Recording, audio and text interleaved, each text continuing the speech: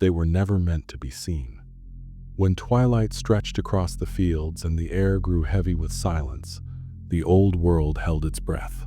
Doors closed, fires burned low, and the night was left to others. To neighbors older than humankind, neighbors who lived close and yet out of reach. Having many names, in Ireland they whispered of the Owls Sea, the people beneath the hills, the good neighbors in Scotland, and in Wales they were the fair family. Far to the east, other names were spoken, spirits of hearth and forest, tricksters, shapeshifters, guardians. And though the names differed, the shape of the stories was always the same. Everywhere, people spoke of hidden beings, not quite human, not quite divine, capable of blessing or of ruin, seen only in fleeting moments, a light on the hillside, a figure in the corner of the eye, a voice in the stillness. We call them fairies now, but the name is only a mask. What matters is that across cultures, across centuries, across continents, human beings carried the same uneasy knowledge that we were not alone. And so, offerings were made, milk at the threshold, bread by the fire, silence in the grove, where footsteps were forbidden. To honor them was to live in uneasy peace. To ignore them was to invite disaster. What were they? Remnants of ancient gods? The souls of the restless dead? The very breath of the earth, given form in our imagination? No single answer has ever satisfied. The fair folk shift and change, as they always have, wearing the faces of local belief, but carrying something older within them. This journey will trace those faces. It will follow the stories as they move through time and across lands, changing shape but never losing their power. For though the details differ, the names, the places, the rituals, the heart of the stories is the same. This is the story of the hidden folk, the story of the neighbors just beyond our sight. And it begins with a question that has haunted us since the beginning. Who walks with us, unseen, when the world grows quiet? Long before fairies became figures of children's tales, they were inseparable from the natural world, present in the hills, the trees, the waters, and the forests where humans lived and worked. In Ireland, the belief in fairies was particularly strong, and as W.B. Yeats observed in Fairy and Folk Tales of the Irish Peasantry, they were the people of the hills. For generations, the hills were treated with cautious reverence, regarded as the dwelling places of beings whose presence could bring fortune or misfortune. Farmers avoided plowing through mounds, travelers skirted solitary rises, and children were warned never to disturb barrows. These hills, often ancient burial mounds or natural rises, were more than topographical features. They were sacred sites, alive with the unseen.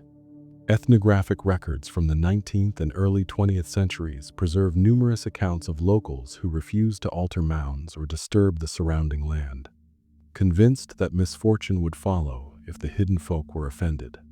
In these mounds and hills, fairies were imagined as small to human-sized figures, often clothed in earthy tones that blended with grass, moss, or heather, allowing them to move unseen. Some witnesses described them with delicate, glowing features, faintly radiant in the moonlight, while others noted sharp or unusual eyes that hinted at their intelligence and awareness. Their movements were quick, precise, and deliberate, emphasizing their presence as guardians of the land rather than mere spirits of whimsy. The respect shown to the hills extended to trees and groves, which were also considered sacred. Solitary hawthorns, oaks, or trees in isolated groves were thought to serve as dwellings or watch points for fairies. These fairy trees were never felled, even if they obstructed fields or paths, for cutting one could bring illness, bad luck, or crop failure.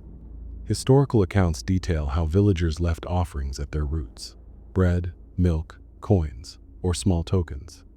Such gestures were meant to honor the unseen and maintain harmony between the human and hidden worlds. Folklorists documented cases in Ireland, Wales, and Scotland, where individuals who disturbed these trees reported immediate repercussions, reinforcing the perception that fairies actively monitored their territory. In some regions, clusters of trees were designated as sacred groves, where human activity was limited and ceremonial offerings maintained the presence of the fair folk. Fairies here were often imagined as slender, nimble figures, sometimes barefoot, with hair that shimmered like leaves or sunlight filtering through branches. Their presence was often perceived more through movement, glimmers, or shadow than clear sight, giving them a fleeting, almost ghostly quality. Water also formed a vital part of the Celtic conception of fairies. Wells, springs, and rivers were regarded as thresholds where the hidden folk could be approached, appeased, or offended. Sacred wells in Ireland often retained pre-Christian significance, and even after being dedicated to saints, offerings continued to be left. Pins, coins, or pieces of cloth tied to nearby branches were common, left in hopes of healing, protection, or other blessings. In Wales, lakes and rivers were associated with the Tylwyth Teg, and stories describe water spirits who could bless a villager or punish them depending on their behavior. Scotland also has numerous tales of water spirits, such as the Kelpie, who could lure travelers to the water's depths. Roman records, meanwhile, reflect a similar reverence for water as a dwelling place for spirits, the genius loci, whose favor or disfavor could influence human life. Some witnesses describe water fairies as luminous and fluid in form, moving with the grace of rippling water, their reflections shimmering unnaturally on the surface, giving them a presence both beautiful and unsettling. Forests and wild landscapes were equally significant as domains of the hidden folk. Villagers reported glimpses of green-clad figures, lights in the undergrowth, or ethereal music emanating from the trees. Ethnographers, such as Evans Wentz, collected multiple testimonies from the 19th and early 20th centuries describing sounds of dancing and fiddles in remote forests, paths that seemed to shift, and travelers who became disoriented or lost in familiar terrain. In some cases, these encounters were framed as warnings, teaching the importance of humility and respect for the untamed land. German folklore describes Waldgeister, spirits of the forest who could lead travelers astray, while Scandinavian accounts of elves describe beings inhabiting groves and wild places. Forest fairies were often imagined as slender, slightly taller than human children, wearing natural colors and occasionally adorned with small feathers, leaves, or moss, blending into the woodland environment. Their eyes were sometimes described as bright or unusually reflective, giving the impression of intelligence and awareness, even when glimpsed only briefly. Offerings and ritual behavior were central to human interaction with these spirits. Milk, bread, or small tokens were left at hills, trees, and wells to maintain goodwill and avoid harm. Farmers would plow around mounds rather than through them, and paths were often diverted to avoid solitary trees. Villagers might avoid certain springs, or carefully approach them with respectful gestures. These practices were not arbitrary. They reflected a long-standing belief system in which the unseen shaped the visible world, and in which respecting the presence of fairies was integral to health, prosperity, and safety. Witnesses often emphasized that the fairies' appearance, though fleeting, was always consistent with their role: guardians of land and water, observers of human behavior, and morally consequential presences. Ethnographic accounts reveal the depth and consistency of these beliefs. Evans Wentz, in The Fairy Faith in Celtic Countries, records multiple testimonies describing fairies as pervasive in the landscape, occupying mounds, trees, and water sites.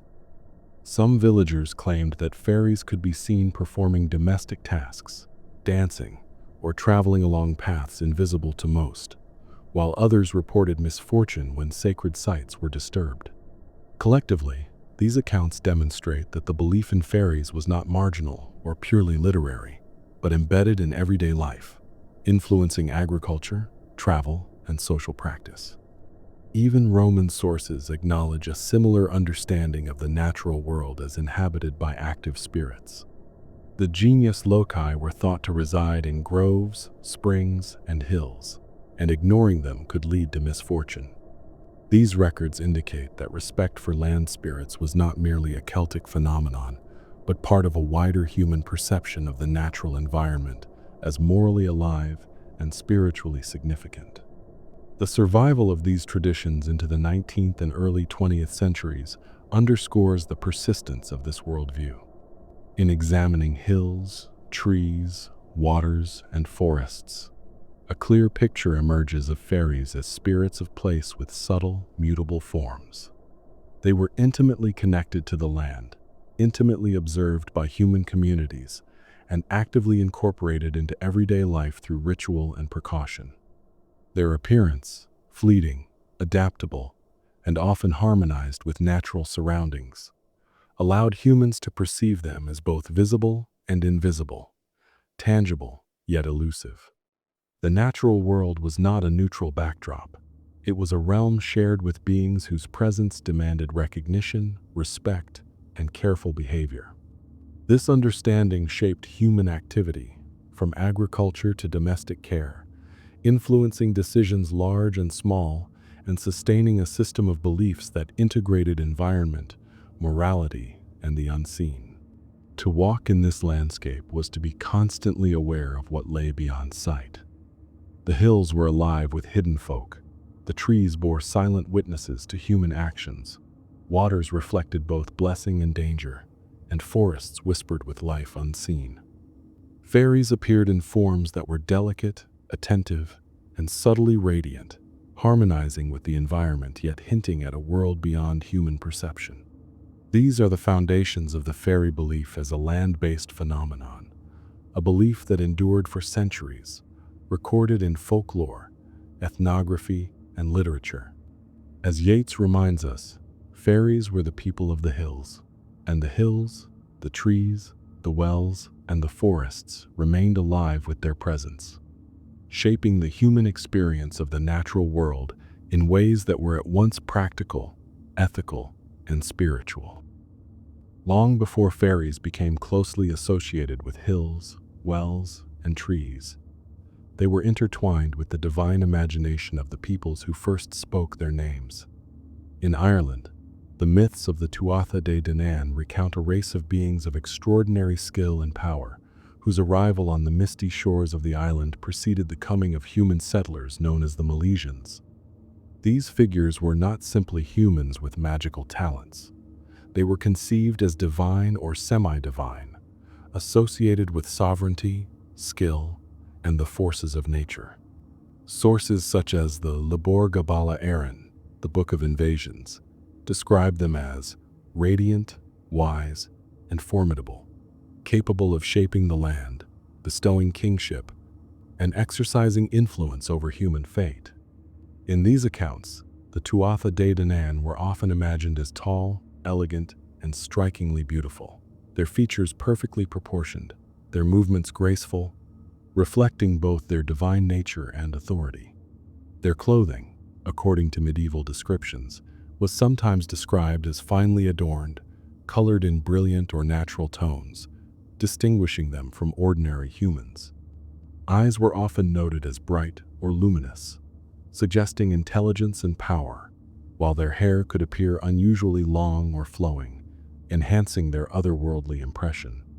The Tuatha De Danann ruled openly, bringing artistry, knowledge, and protection, but their time among mortals was finite. When the Milesians arrived, the myth recounts that the Tuatha De Danann were defeated, and rather than vanish, they retreated beneath the hills, becoming the Ausi, the hidden people of the mounds. This transformation from visible deities to unseen spirits is one of the earliest examples of the phenomenon scholars describe as the diminution of gods. No longer worshipped openly, they remained in folklore, retaining some of their former powers while becoming more elusive and morally ambiguous. They could still bless or punish, but their actions were less overt, more subtle, and tied to natural features like mounds, hills, and groves. As the Aus see, their appearance became more variable and elusive.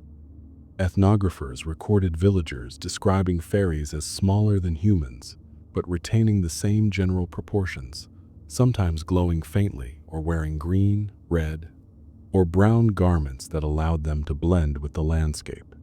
Faces remained attractive, often with delicate features, though occasionally mischievous or severe expressions revealed their temper or moral alignment. In some accounts, they could shift size, appearing human-sized when interacting directly with mortals or diminishing to almost invisible forms when moving unseen. A similar process can be traced in the Norse world. The Alfar, or elves, appear in the poetic Edda and the sagas as beings of great light and power.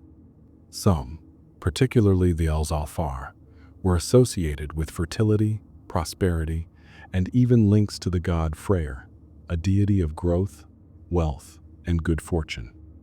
The elves were believed to inhabit mounds, forests, and hills, interacting with humans in ways that could either bless or harm them. Over time, however, their status diminished. What had once been divine beings became morally ambivalent spirits, embedded in folklore rather than worship, and eventually came to be included in the broader category of fairies or hidden folk. The Icelandic sagas preserve both their luminous, godlike qualities and their capacity to interfere subtly in human affairs. Ethnographic and saga records describe the Alfar as slender, radiant, and often youthful in appearance, sometimes with fair hair and pale, almost luminous skin. Witnesses occasionally noted a faint, internal glow or shimmering outline, distinguishing them from ordinary humans, and their clothing was imagined as elegant but closely linked to natural materials. Light fabrics, sometimes leaf or flower-inspired, in colors blending with sun, snow, or forest. The Ljósalfar embodied both grace and moral weight, appearing physically beautiful and imposing while retaining an air of mystery. Scholars have long noted that this pattern reflects the broader effects of Christianization on local belief systems. As Christianity spread across Ireland, Scotland, and Scandinavia, older gods and spirits could no longer be worshipped openly. They were reinterpreted as fairies, elves, or hidden folk, their divine status reduced, but their essential characteristics retained. Robert Kirk observed that the hidden people were ancient inhabitants of the land, whose former glory had been obscured by the passage of time and human forgetfulness. In his book, Evans Wentz recorded numerous testimonies of villagers who described fairies in ways that suggested a lingering memory of former divinity, bright, powerful, sometimes commanding, sometimes mischievous, but always morally potent. In Scandinavia, the association of elves with fertility and prosperity persisted in rural belief, even as church authorities discouraged such practices. The process of downsizing deities into fairies is not unique to the Celtic or Norse contexts. Comparative mythology reveals similar patterns across Europe and beyond. In Germanic traditions, spirits associated with particular rivers, forests, or fields could be traced to older gods whose worship had faded or been suppressed. In Slavic folklore, forest spirits and domovoi often preserve characteristics of earlier, more powerful deities, governing fertility, hearth, and protection.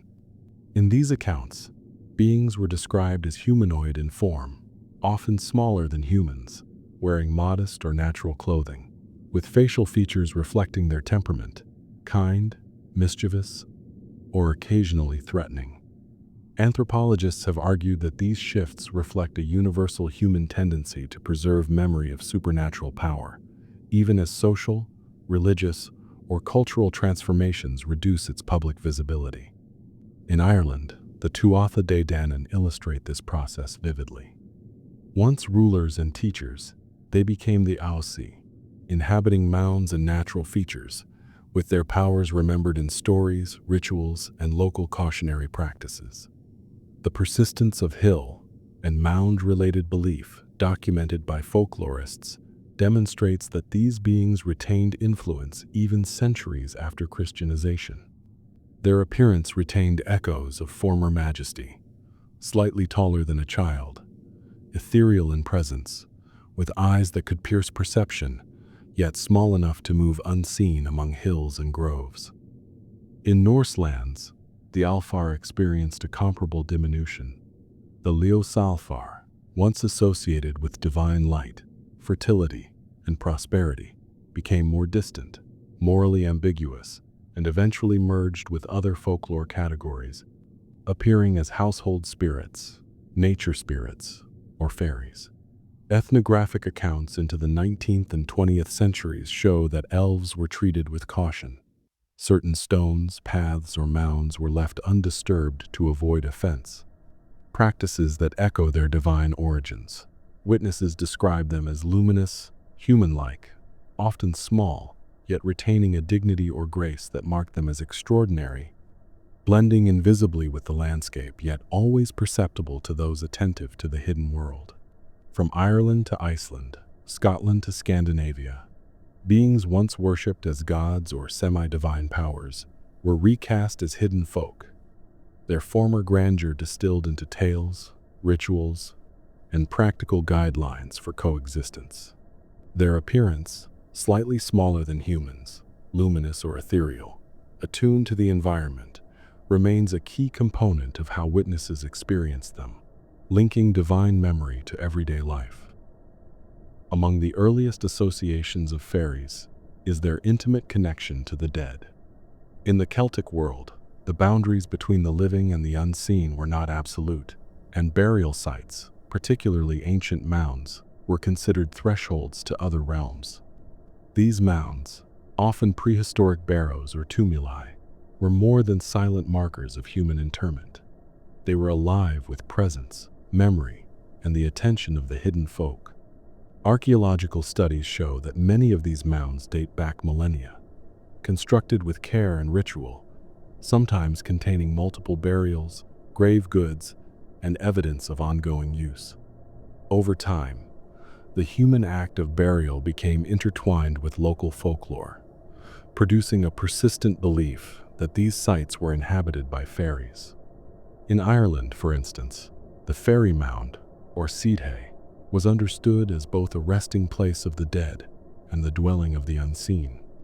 Historical sources note that disturbing a mound could provoke misfortune, sometimes described as sudden illness, the loss of livestock, or other unexplained calamities.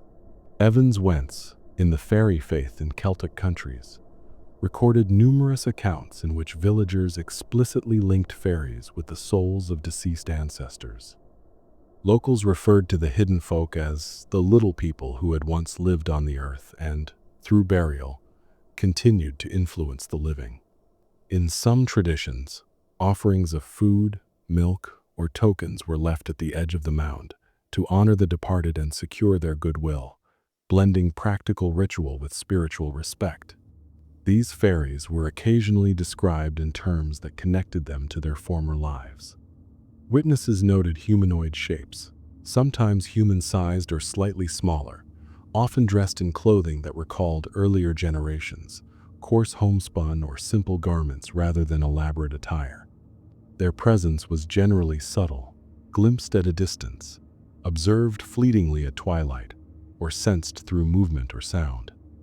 In some testimonies, fairies near burial mounds were engaged in quiet domestic acts, like tending to invisible gardens, carrying out tasks that mirrored human labor, or performing small rituals themselves. Music and dance were also recorded, but always subdued and transient, reinforcing the sense that these beings were guardians of memory rather than figures of mischief. These beliefs extended beyond Ireland. In Scotland, tumuli, cairns, and solitary mounds were often approached with ritual caution. Folklorists documented practices in which travelers would avoid stepping directly on a mound, or would make a small offering before passing, as a means of acknowledging the spirits within. Some tales described fairies as appearing near the burial sites in human or animal form, performing tasks, playing music, or even guiding lost travelers back to safety. In these accounts, fairies were rarely mischievous without reason. They acted as custodians of memory and morality, reinforcing respect for the ancestors and the sacredness of the earth. The archaeological dimension provides further context for these beliefs. Prehistoric barrows and cairns, found across Ireland and Britain, contain human remains, pottery, jewelry, and other grave goods. These sites were constructed with evident ritual significance, and many show evidence of continued attention long after the original interment. Folk narratives suggest that awareness of these mounds' antiquity contributed to the perception of fairies as older than human spirits, guardians of knowledge and lineage.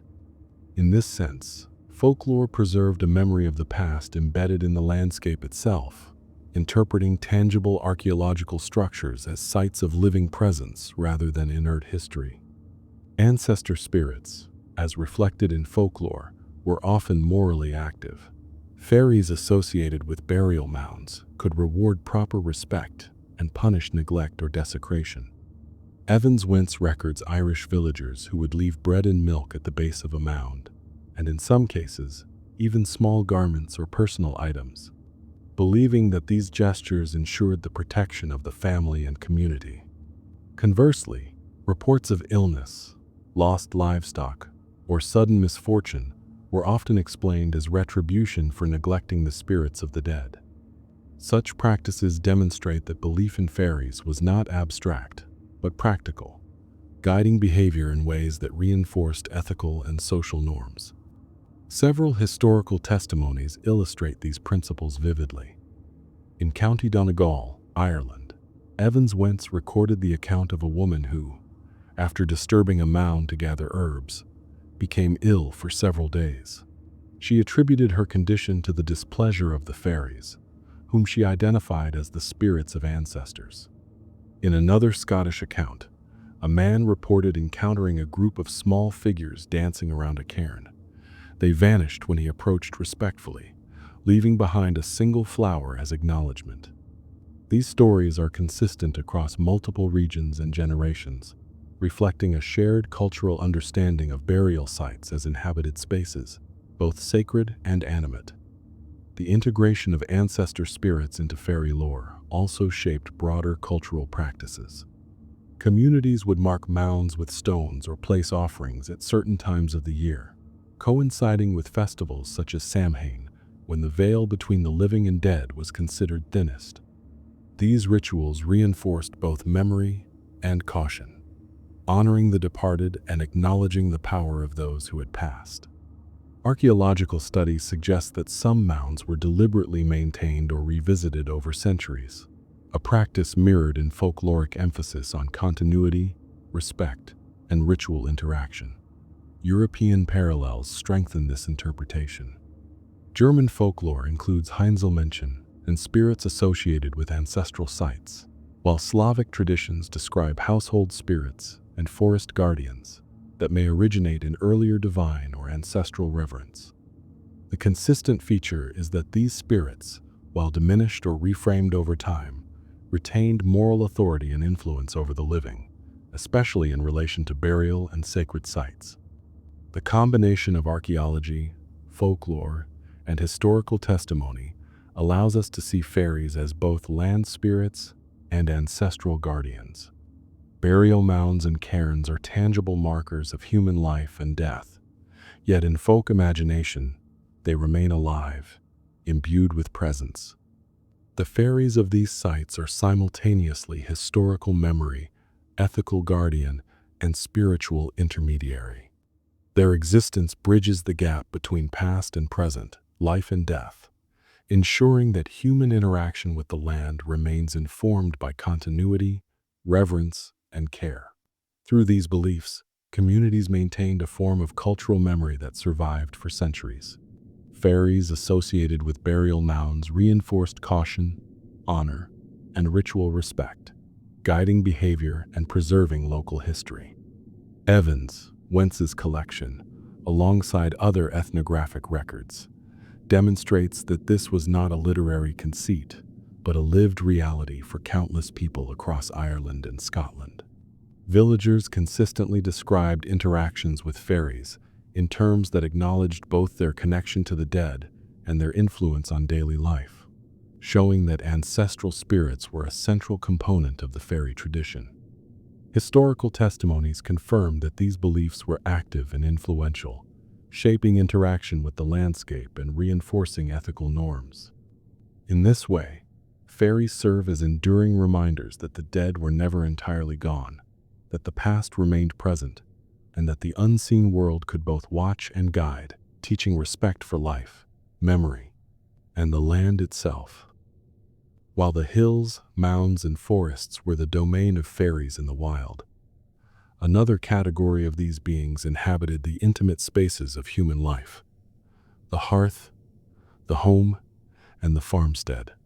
Across Europe, folklore preserves a vision of household spirits, entities whose presence could ease labor, protect property, or enforce moral conduct. In Scotland and Ireland, these beings were often called brownies or faucon, small, diligent figures who worked at night, performing domestic chores while the household slept. Their size was typically described as slightly smaller than an adult human, with features reminiscent of the local population, sometimes wearing homespun clothing, rough tunics, or simple caps. They were rarely elaborately attired. Their appearance emphasized practicality, humility, and invisibility. The tasks of brownies were practical: tending fires, cleaning, milking cows, or mending clothing. They were not simply helpers.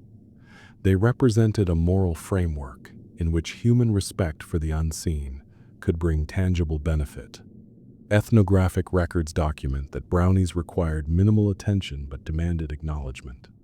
A bowl of cream, a piece of bread, or an unclaimed portion of the evening meal would suffice to maintain their goodwill. In return, the household enjoyed smoother labor, safer livestock, and occasional subtle guidance, such as warnings of approaching misfortune. Families often described perceiving them only in peripheral vision, catching glimpses of small figures moving quietly, or noticing their handiwork without ever seeing the being directly. The consequences of displeasure were equally well documented. A brownie insulted, overburdened, or offered clothing could vanish forever, sometimes leaving misfortune behind. In Scotland, it was commonly noted that leaving clothing for a brownie, rather than a simple offering of food, was considered an insult, causing the helper to depart permanently.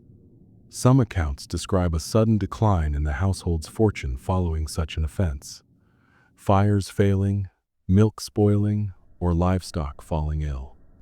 These narratives demonstrate a complex ethical interaction, in which humans were expected to navigate a delicate balance of respect, reciprocity, and restraint. Similar domestic spirits appear across Europe, each adapted to local culture. In Germany, the kobold often inhabited the kitchen or the cellar, performing chores, watching over brewing, or assisting miners underground. They were usually depicted as small, humanoid figures, sometimes with pointed hats or distinctive features, and could appear more mischievous or even threatening than Scottish brownies. Russian folklore preserves the domovoi, household guardians who tended stables and hearths, advised families on domestic conduct, and could provide warnings of misfortune. Domovoi were described as small, shaggy, and sometimes elderly in appearance, with long beards or rough clothing, reflecting a sense of age, wisdom, and authority within the domestic sphere. Across these traditions, household spirits share a common principle. The domestic sphere was alive, watched over by beings whose approval was earned through diligence, respect, and ethical conduct. Catherine Briggs, in her Dictionary of Fairies, emphasizes the recurring theme of subtlety in interaction. The hearth spirit's work was never ostentatious. Its presence was a quiet force, noticed only in the absence of problems or in the gentle correction of minor faults. This contrasts sharply with fairies of the wild, whose interventions could be dramatic, frightening, or morally ambiguous. The domestic fairy reflects the belief that human prosperity and safety were contingent not solely on labor or skill, but on maintaining harmony with forces beyond ordinary perception. In this sense, they are both a practical and moral agent, bridging the seen and unseen in everyday life. Historical testimonies provide vivid illustrations.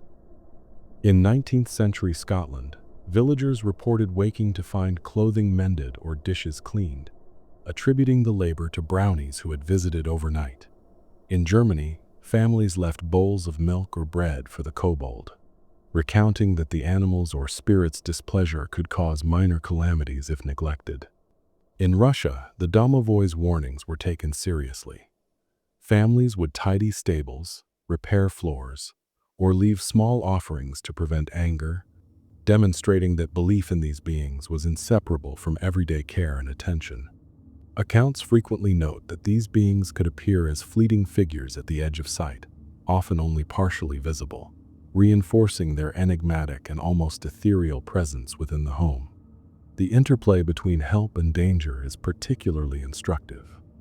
Brownies, kobolds, and domovoi all shared a duality. Their labor benefited humans, but disrespect, ingratitude, or violation of boundaries could provoke swift consequences. In Scotland, a brownie might leave quietly if its advice was ignored. In Germany, a kobold could overturn furniture or spoil stored grain. In Russia, a domovoi could make its displeasure felt by striking fear into inattentive family members. In each case, the unseen presence reinforced human responsibility, embedding moral conduct into routine domestic activities. These narratives reflect a cultural recognition that the home was not merely a physical space, but a moral and spiritual environment, inhabited by beings whose vigilance demanded respect. Ethnographers have also recorded intersections between domestic and natural spirits. Some brownies were thought to emerge from natural features such as wells or woods at the edge of the household, linking wild and domestic realms without conflating their respective roles. In these cases, the domestic fairy is a mediator, translating the power and unpredictability of the natural world into the controlled environment of the home. The careful maintenance of this balance, through offerings, acknowledgement, and restraint, was central to household well-being. Documented narratives often highlight the invisible presence of these beings in practical terms. Accounts of small noises at night, items moved inexplicably, or tasks performed without human intervention abound in ethnographic collections. Villagers rarely interpreted these events as trickery or coincidence. They were evidence of active agents within the home. Villagers sometimes claimed to catch a glimpse of a small, nimble figure near the hearth, or notice movement in shadowed corners. Brownies, kobolds, and domovoi are not abstract symbols, but active participants in shaping human experience. The persistence of these beliefs into the 19th and early 20th centuries illustrates their integration into social and moral life. Families who had moved into modern houses continued to leave small offerings or speak respectfully of household spirits. Scholars such as Evans Wentz, Catherine Briggs, and regional folklorists documented these practices systematically, confirming that they were not literary constructs but lived traditions. Even as formal religion and social change transformed daily life, the ethic of reciprocity with household fairies persisted, a testament to the enduring moral and cultural authority of these beings. In Scottish folklore, fairies were rarely solitary wanderers. Beyond the hills and mounds, they existed in complex social structures, with behavior and authority clearly defined. Central to these traditions is the distinction between the seelie and unseelie courts, a division that categorizes fairies according to their moral tendencies and interactions with humans. The seelie, often described as benevolent or blessed, were attentive to human propriety and extended guidance, protection, or subtle aid. The unseelie, in contrast, were dangerous, capricious, and morally unpredictable, capable of mischief, retribution, or outright harm. Folklore provides subtle but consistent visual cues for these distinctions. Members of the seelie court were often described as small, human-like figures, sometimes diminutive, with delicate features, fine clothing in muted natural colors, and an aura of light or radiance. They were nimble, graceful, and often glimpsed in peripheral vision, dancing in rings, tending glades, or attending assemblies. The unseelie court was frequently depicted as darker in appearance, more ragged or shadowed, sometimes with fierce expressions, sharp features, and erratic movements, emphasizing their unpredictable and threatening nature. The origins of these divisions appear in Scottish oral traditions recorded in the 17th and 18th centuries. Villagers described encounters in which groups of fairies displayed collective organization. They moved in patterns, attended by subordinate figures, and observed internal hierarchies. Robert Kirk, in The Secret Commonwealth, reports accounts of individuals witnessing orderly processions or assemblies, emphasizing that the fairies' behavior followed rules internal to their society. Their actions were guided less by whimsy than by adherence to these customs, establishing fairies as morally and socially structured beings. Within these societies, queens and kings played central roles. Literary and folkloric figures, such as Morgan Le Fay and Queen Mab, exemplify the authority and charisma attributed to fairy leadership.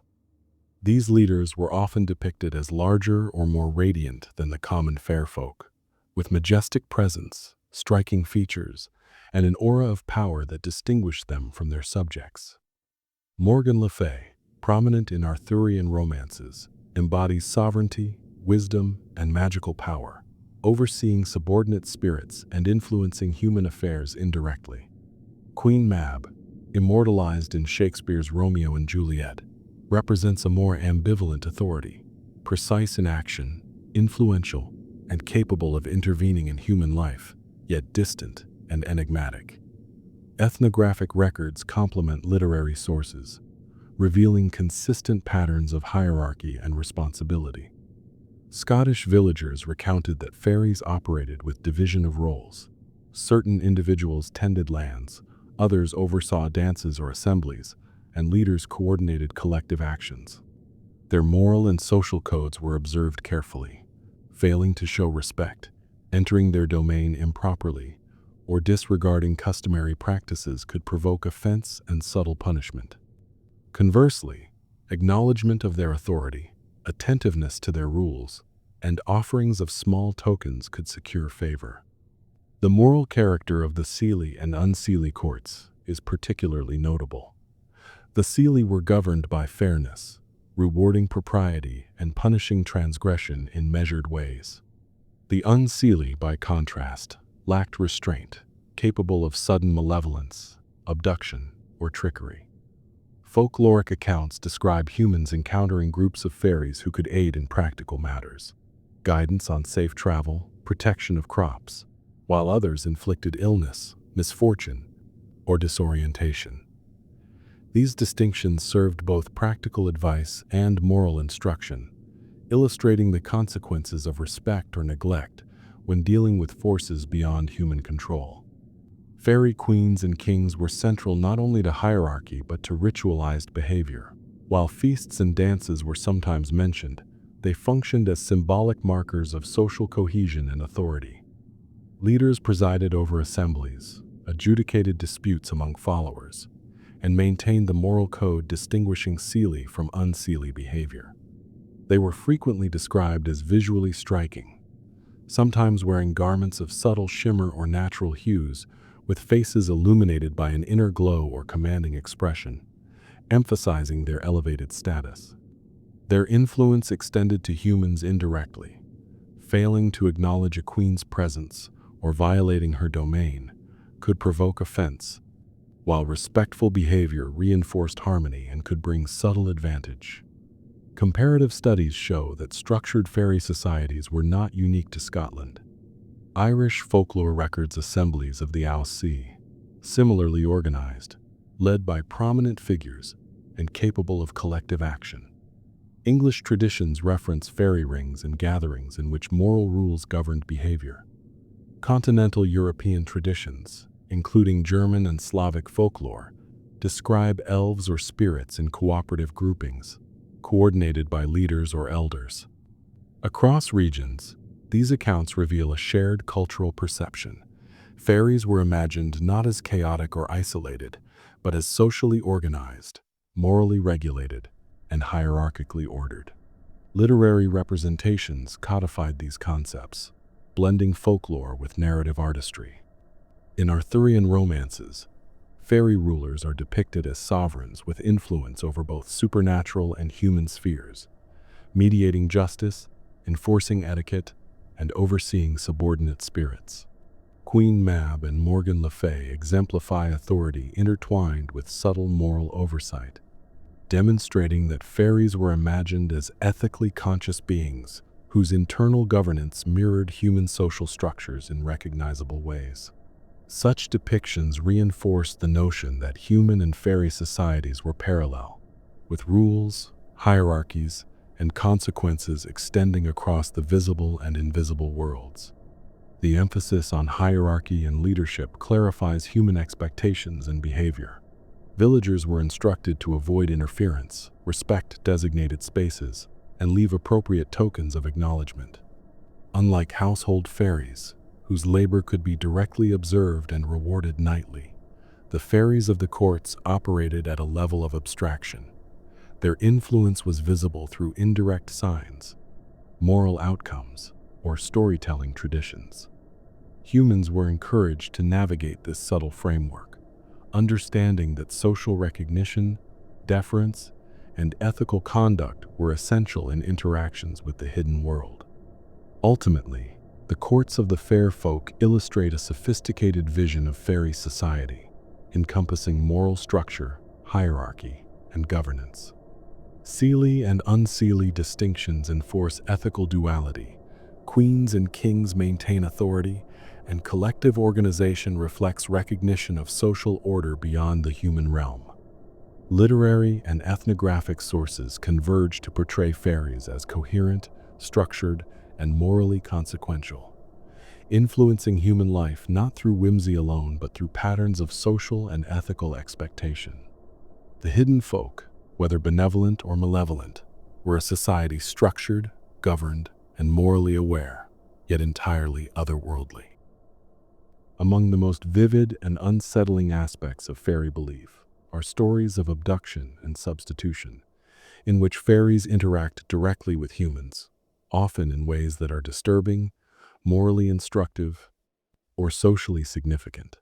Across Ireland, Scotland, Germany, and Scandinavia, folklore preserves a widespread motif, the changeling.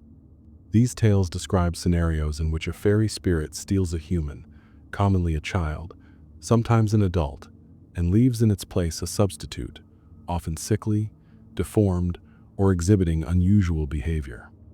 Such beliefs were treated as part of a lived understanding of misfortune, illness, and the unseen forces shaping domestic life.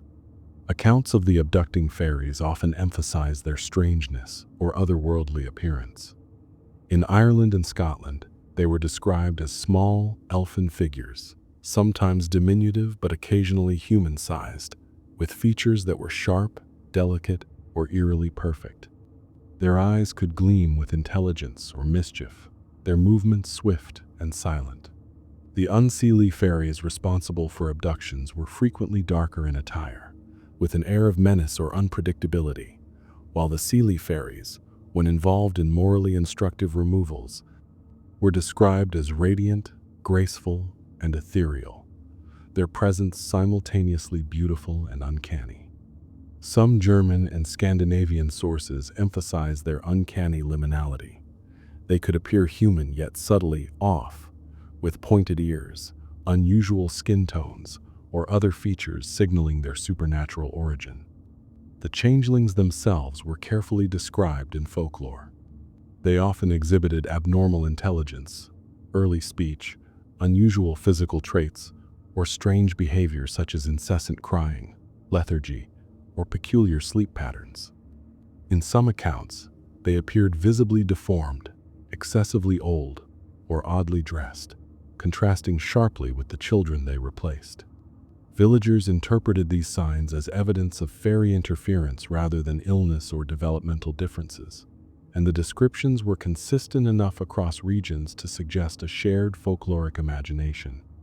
The earliest ethnographic collections document that changeling traditions were nearly ubiquitous in Celtic and Germanic regions. In Ireland, Evans Wentz, Lady Wilde, and Yeats recorded numerous testimonies in which villagers described the sudden alteration of a child's temperament, health, or appearance, attributing it to fairy interference. Scotland preserved similar beliefs. The fairy folks, particularly the Unseelie, were implicated in cases of sudden illness, unexplained disappearance, or abnormal growth in children. In Germany, the Wechselkind, or Alfkinder, was a familiar concept, with elves or kobolds carrying out the exchange.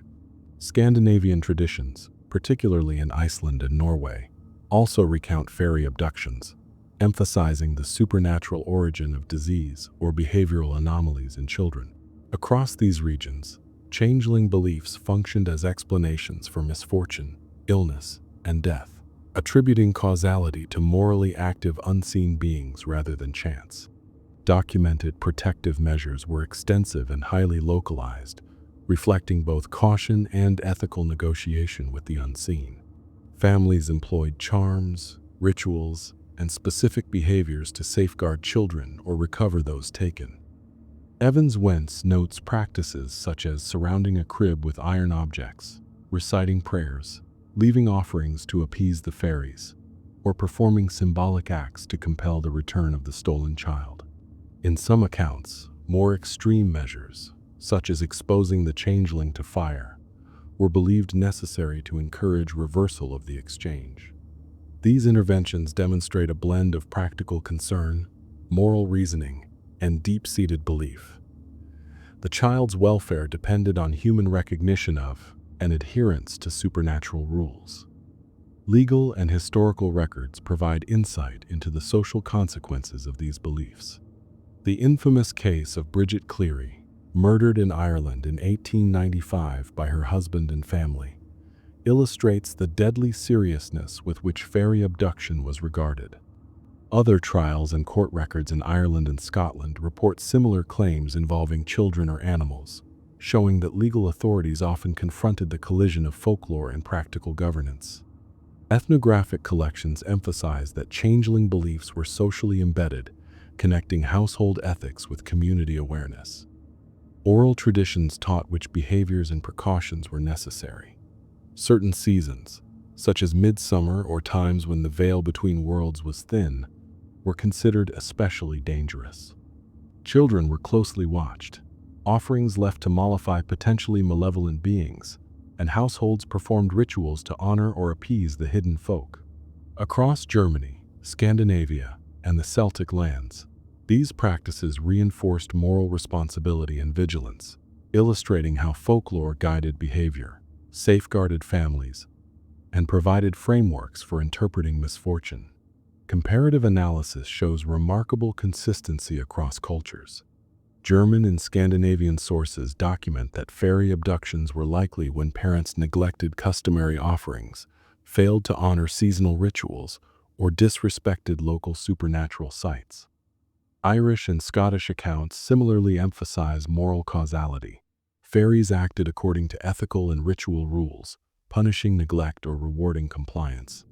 Historical case studies further illuminate the interaction between folklore and societal response, showing that even in urban areas, fear of changeling abduction persisted, sometimes intersecting with medical interpretations of illness.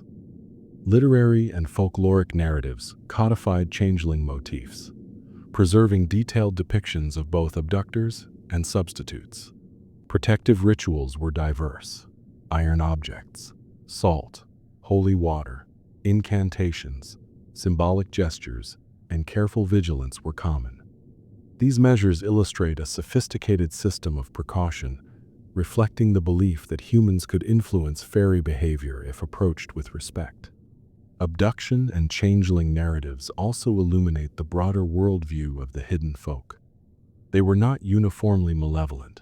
The Seelie, for instance, might take a child to teach a lesson, provide guidance, or protect them from harm, whereas the Unseelie abducted in retribution or caprice. This duality underscores the moral sophistication of folklore. The unseen world was neither arbitrary nor chaotic, but ethically structured, with human interaction shaped by observation, ritual, and respect. Historical cases, ethnographic records, and literary sources emphasize the seriousness of these traditions.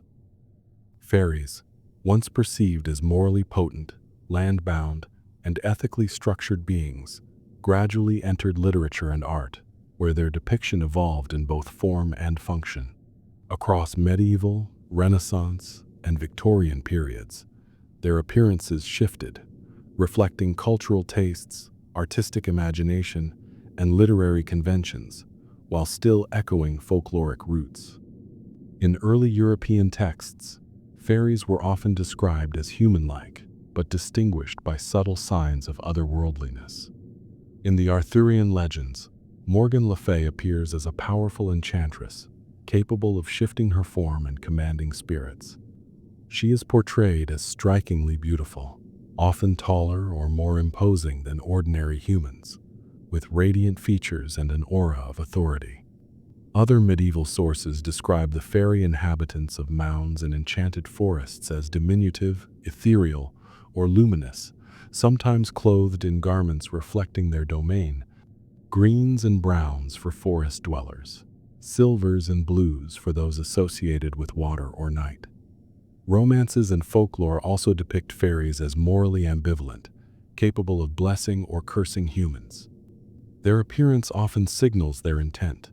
The Seelie-like figures glow softly or exhibit harmonious proportions, while the more sinister, unseelie-type fairies may have darker attire, sharp features, and an unsettling stillness or unnatural movement. These early literary descriptions preserved folklore's notion that fairies were visible extensions of moral and natural order, their physical forms communicating character, power, and status. During the Renaissance, fairies became more literary and theatrical in form. Shakespeare's A Midsummer Night's Dream presents Puck and the fairies of the court as small, nimble, and quick-witted beings.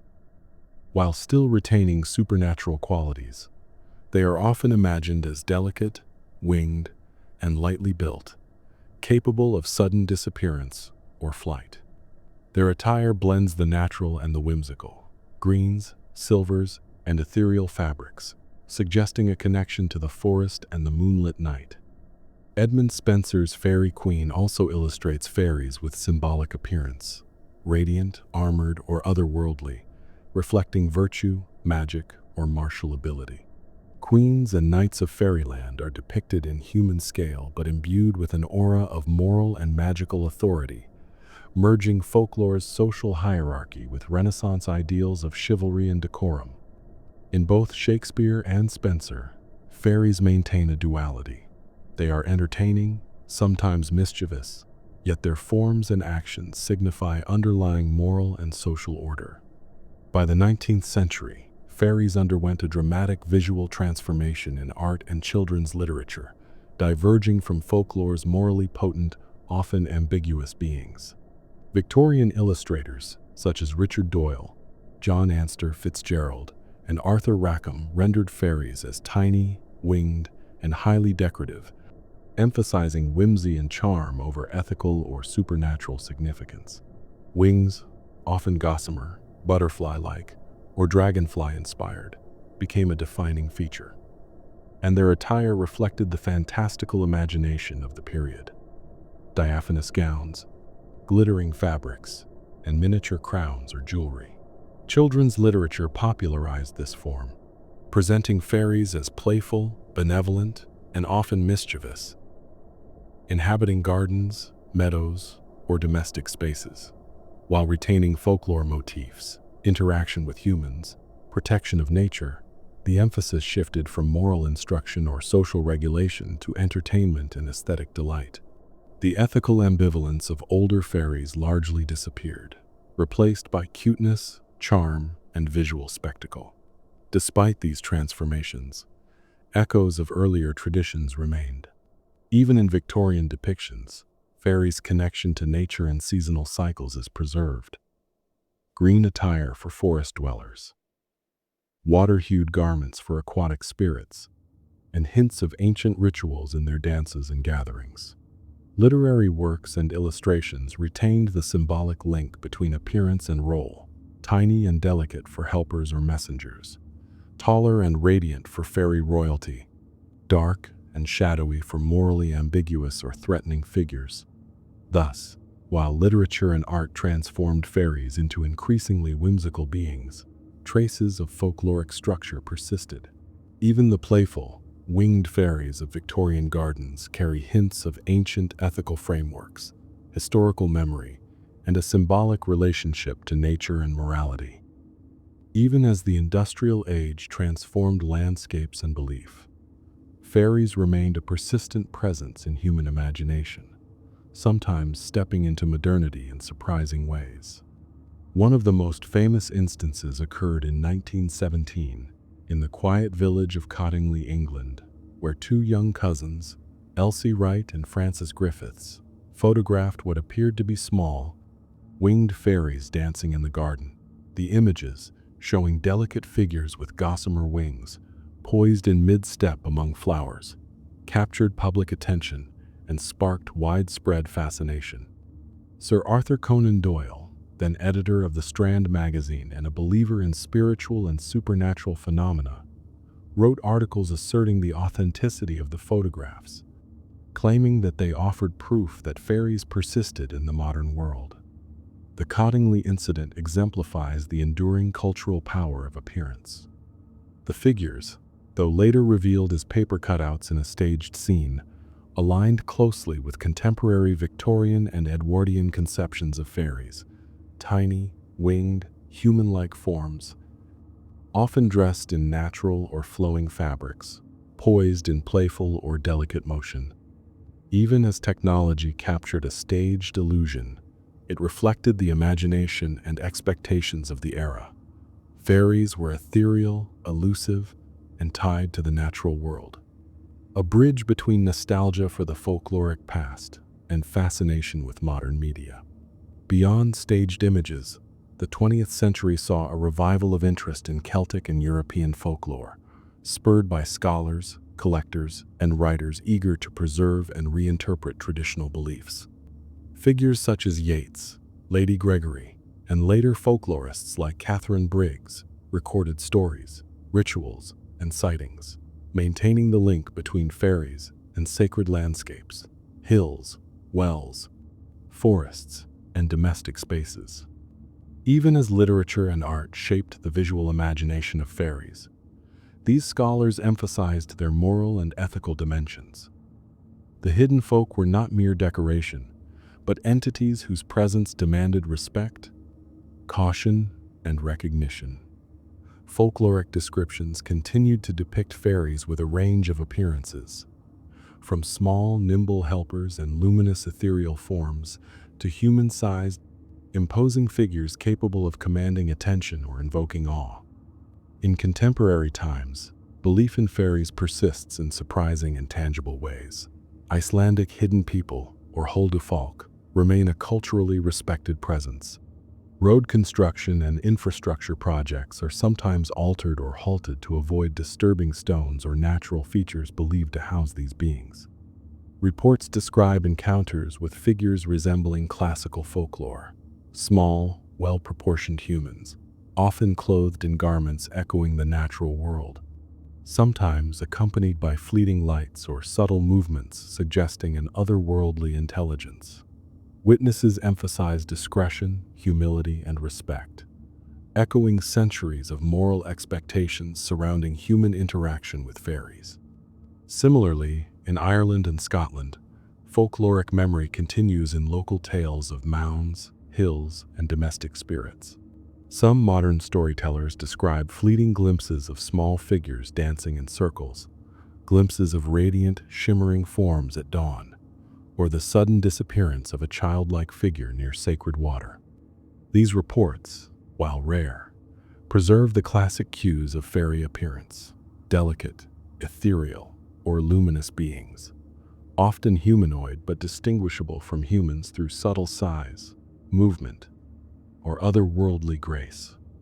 Even as skepticism and rationalism dominate, fairies remain embedded in cultural consciousness. Their presence in literature, art, tourism, and storytelling maintains continuity with earlier centuries. Modern depictions, from films to illustrated guides, often emphasize whimsical, winged, or diminutive appearances, yet these visualizations remain rooted in a long tradition of moral, environmental, and spatial associations. Across eras, the consistent theme persists. Fairies inhabit a liminal world, visible only under certain circumstances, morally significant, and tied to natural and social landscapes.